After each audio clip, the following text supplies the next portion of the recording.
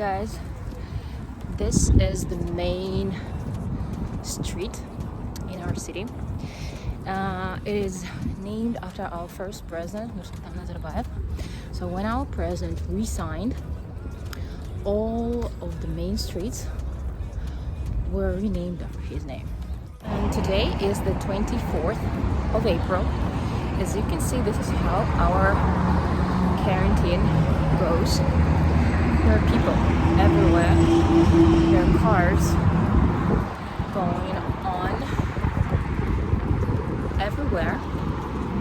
It's like it's not even a quarantine here. Well, there are double more cars usually, but still, that's a lot because in Almaty and in Astana there are no cars at all. Well, maybe there are like only few cars, but it's not like here.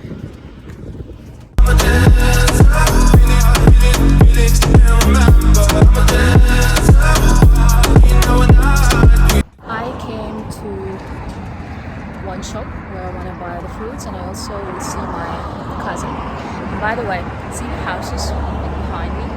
The blue ones, green ones, and then there are yellow, blue, and green. So all of the houses, yeah, there is one red one. So when Vladimir Putin, is the president of Russia, came to Pavlodar, or it was, that was Putin. So the local administration, the local government, they painted all of the houses outside. So this is one of our mentality thing, is that we try to do our best to show the guests how we live, when in reality it might not be the same thing as we're showing to you. So all of these houses looked ugly before the guests came, and only thanks to Putin, the government did what they were supposed to do, I guess. And now we have a beautiful alley. Another thing that this act showed is that here people, they don't do things just because they were told to do or just because they have to do. For example, the administration, right? They could have done that a long time ago because I'm sure they had the money, but they didn't do it. But when they heard that Putin is coming, and when the government, the head of the government, told them that they have to be prepared for that, and if the city will be ugly, then they gonna be out of their work. This punishment, the threat, works only with governmental people. When you say that to a regular person, I don't think that he's gonna be scared, because he knows that he can give a bribe and there will be no problems at all.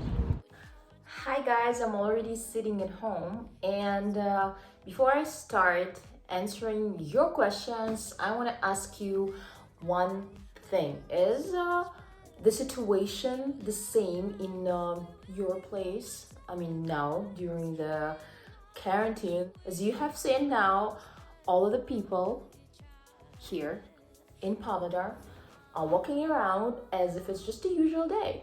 Nothing changed, everything is the same.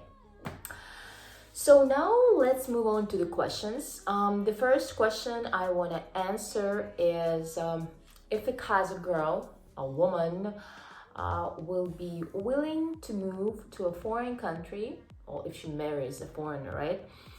Well, I think that everything depends on a person.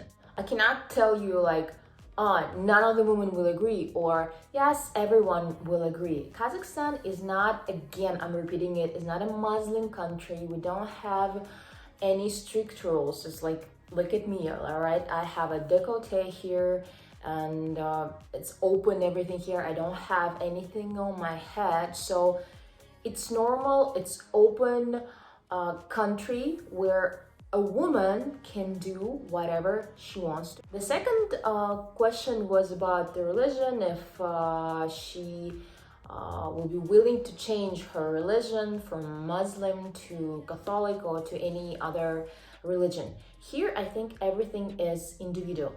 For example, I'm a Muslim, right? But I don't follow all of the Muslim rules like I'm supposed to because I'm a Muslim, right? I'm a Muslim just because I was born in Kazakhstan.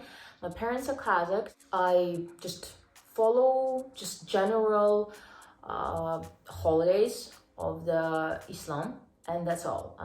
I don't have anything strict in my life because of Islam. Neither do other girls. I mean, like, nobody is forcing you to do the things which you don't want to. If you marry a Kazakh girl and you are, for example, a Catholic or of any other religion, you can of course talk to her about it, but I don't think it's going to be a good idea to make her change the religion, because everything should go from your heart, from your soul, and everything should be done as you feel, because otherwise there's not going to be any harmony, and you're going to have a very bad life with your partner. As for the society and the attitude of the society, then here again, on a bigger scene, if I can say so, nobody cares. There was a question about comparing Kyrgyz people to Kazakh people. In general, Kyrgyz and Kazakh people are almost the same. Like, even our language is almost the same, our mentality is also the same. I think that in general, all of the nationalities like Uzbek, Kyrgyz people, Russian people, Belarusian, Ukraine, we are a lot similar. We're similar in a lot of things, and even in very small things, where you have to see the details. So, as for the differences between Almaty, Astana, Atyrau, and different parts of Kazakhstan, I think I've already mentioned in my very, very first videos, but I'm gonna tell about it again very quickly. So look, Kazakhstan, as any other part of country, can be divided into northern, southern, eastern, and western.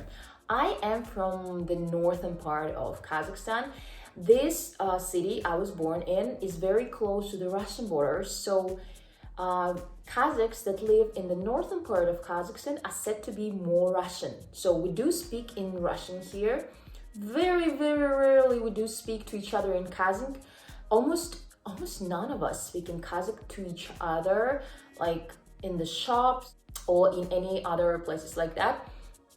I'm not saying we don't talk, of course, we know our language. I, for example, can speak in Kazakh well, but whenever I feel that I can say it in Russian, I'm just gonna say it in Russian. I don't feel myself obliged to talk in Kazakh, so it's normal here.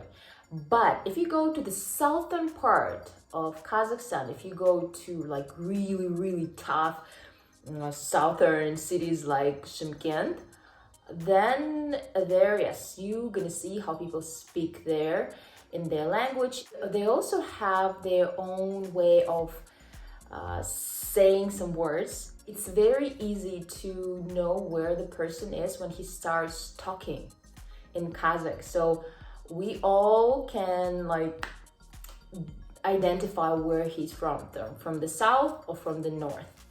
Also, another difference is that in the southern part, people are a lot into showing off. When you come to the same Shymkent, you will see that people there, they walk like this. They're like, like they're showing off.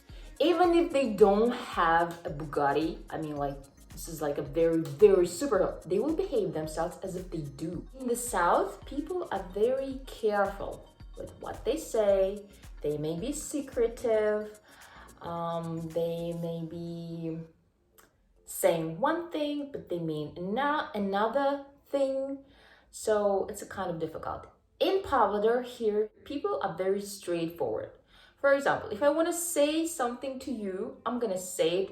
If I want to say something about you, I'm gonna say it into your eyes. I'm gonna be looking at you and saying, like, you're a bad person, or you did this and this, I didn't like it. In the Western part, people are more into traditions, are more into family values, and there in the Western part, by the way, there are less divorces rather than in any other part of Kazakhstan. So there people manage to keep this value of the family, the value of working on their relationships, of realizing that family is important, and that each of the person has to do everything to keep the family together. As for the Eastern part, then I think that Eastern people are more like us. Guys, this was a very short video. If you want to know more, please ask your questions. See you soon. Bye bye.